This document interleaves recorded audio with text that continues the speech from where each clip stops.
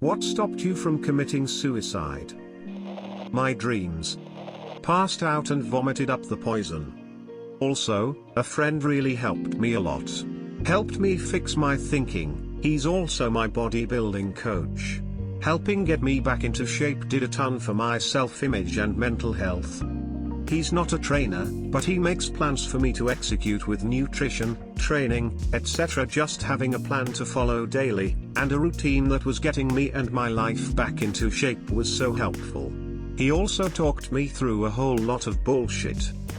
I wanted to run into a bridge or wall with my car as fast as I could. When talking about it, I always say I'm just too stubborn to take the easy way out. But what saved me that day was that I had the dog in the car with me. I'm doing better today. I'm far from all right, but I'm not suicidal anymore.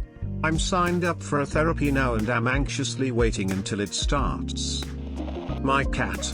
Serious. I couldn't leave him alone with an uncertain future. My cat's heart. The police. First a stomach pump, then no rope, then I realized I want to see my kids get old, and I want to retire to smoke weed someday. Life goals got me to commit to life. Train was late. My cat. And I already took out my student loans. The amount of hassle it takes. First the actual process of dying, where many things could go wrong, and not go to plan. I've given this a lot of thought, and I think one of the worst things to experience right before death is pain and regret. Pain is easier to avoid, but not every method is foolproof. Regret is more difficult, because anything that isn't instantaneous won't work. Guns work for both, mostly, but unfortunately or fortunately they're not easily obtainable where I live. Second, there's everything else that happens after you're dead. There's just so much work. Loose ends to be tied up before you die, from small things like making sure your family knows the Wi-Fi router password, to big things like leaving your only sibling behind and drastically changing the course of their life. Things you want to tell people, that you have no way of making sure will be delivered because you don't exist anymore. Third, the fear of not being successful. I mean, this is two different senses. One in that you live through the experience, which is especially scary if you are incapacitated enough to not be able to attempt it again. The other is ending up not going through with it. I know myself, and I know that there's absolutely no way I could ever do it out of impulse without preparing for just about everything aforementioned. But if I ever did, and got everything ready, what if I backed out of fear again in the end? The things I've given away, the messages I've left on a timer that now looks like manipulative ex's suicidal threat with no death to back it up. My 2-year-old. I know she loves me more than anything, and I can't imagine putting that type of heartbreak on her ever, let alone at 2. 2 pussy. Nothing more to it than that. I'm scared. I have 3 kids and they should be the reason, but they're not, and I'm ashamed of that. God. My mum and my cat. I have chronic pain and have since I was 14, half my life. I'm so tired of living like this, but I know they need me. Writing my note. Being reminded that I have to feed my dog, someone has to feed that dummy. Curiosity and love for people I love. I realized that although 99.99% of me was tired and helpless in life, I had a small voice in my head, a 0.01% of me that was curious and hopeful that things could get better. At that moment, that little voice in my mind was so strong that I decided to throw up the pills and call my mom and psychiatrist so they could help me. 1. Not having a gun or opioids in the house when I was a confused teenager. 2. Accidentally not overdosing on over-the-counter medicine, having not taken enough to kill myself. 3. A forced stay in a mental hospital. 4. Realizing that there was no evidence for God or Satan, but that there is overwhelming evidence that a good life exists and that it is evidence-based. It took a couple of years for that to sink in. I had to learn from others, for example Ricky Gervais and Richard Dawkins, among others. This numbered list all refers to the same incident 18 years ago. Couldn't put my family through that pain. They've been through enough. My brother walking in the kitchen. The thought of my little sister waking up and realizing her big sister was gone. As fucked up as it sounds, telling myself I am not at the bottom yet. I can always kill myself tomorrow if things get worse. It took medication at first and therapy and work to learn better coping skills, but I am happy and stable now.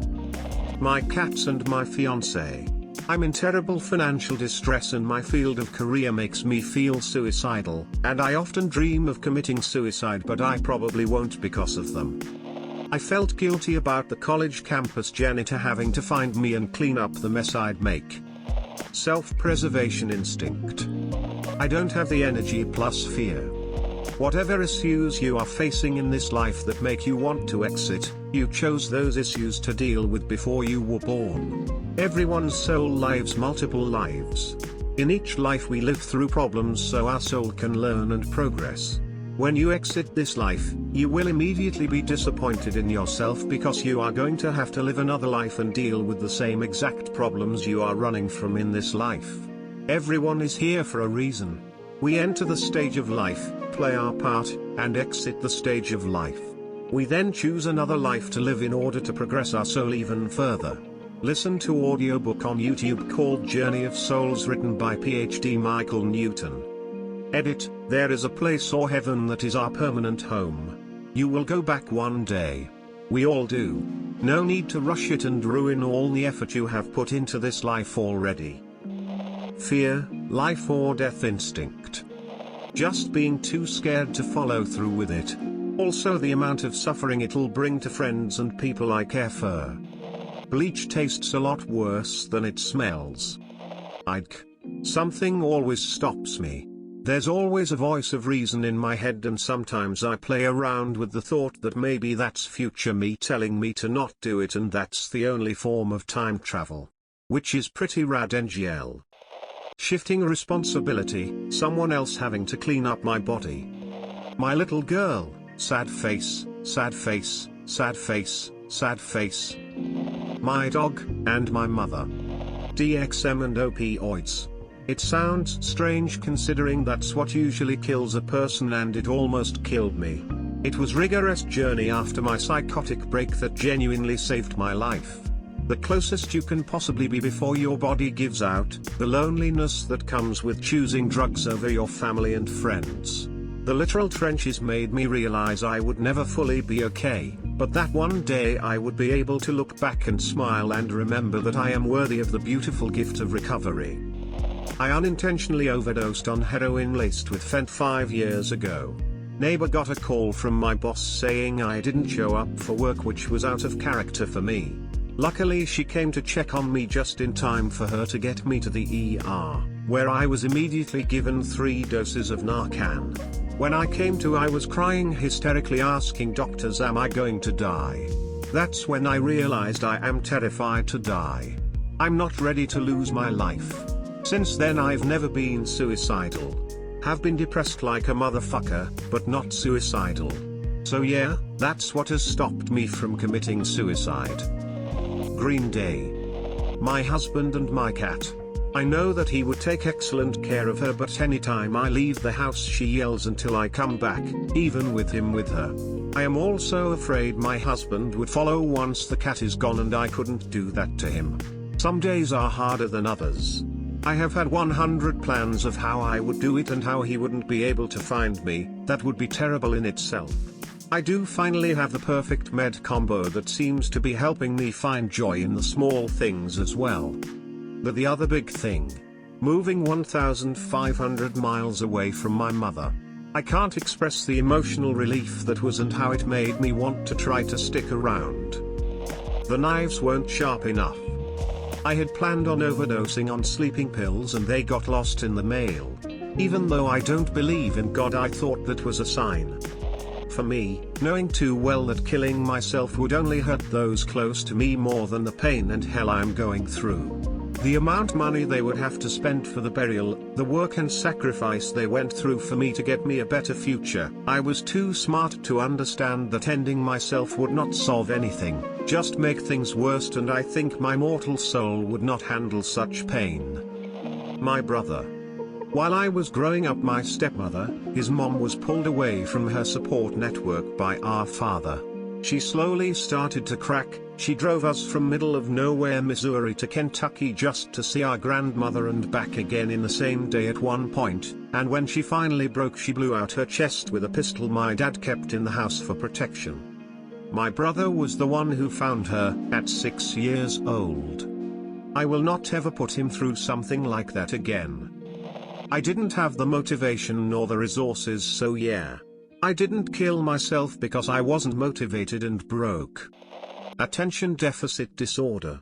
I tend to forget about devastating things for long enough gaps to cope more.